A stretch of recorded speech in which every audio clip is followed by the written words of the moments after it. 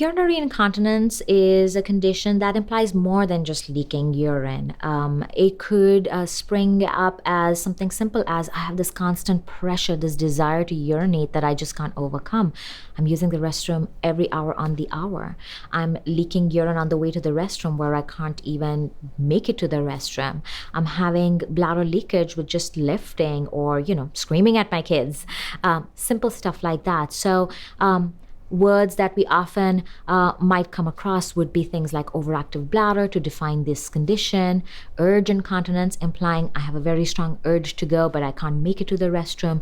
Stress incontinence does not mean mental stress, but more implies physical stress, forces on the body like coughing, sneezing, jumping, laughing, lifting heavy objects that lead to leakage. So these are very different ways of describing urinary leakage, and urinary leakage can occur due to different causes. Urinary leakage can occur, starting in your youth. Even young girls sometimes experience it, and it spreads on to the elderly as well. But the most common time for this to show up tends to be in our 30s, 40s. For some women, it is related to childbearing, but there are a lot of women it may have nothing to do with childbearing as well. But the most common time for this to show up tends to be in the 30s and 40s. The best way to describe causes of urinary leakage would be to think of a bladder as a bag and the opening of a bag.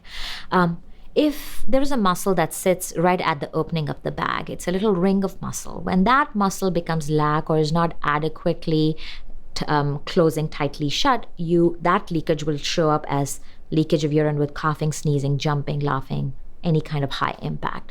Then certain leakages happen because the nervous system of the bag of the bladder is just not working adequately, or the muscles are rigid and just don't permit urine to accumulate.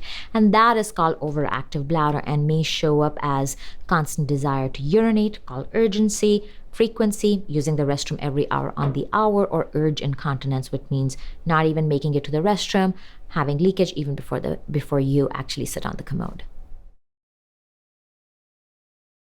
Some of the recommendations if you're diagnosed with urinary incontinence start off with simple interventions. So pelvic floor physical therapy is a very important treatment strategy. It helps both women who have overactive bladder, which is the urgency, frequency, can't make it to the restroom in time, as well as stress leakage, which is the coughing, sneezing, jumping, laughing.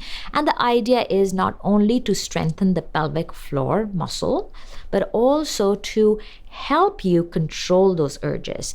And the principle that we use is called biofeedback. A very simple way to describe that would be you're talking to your bladder, basically reteaching it not to send false messages.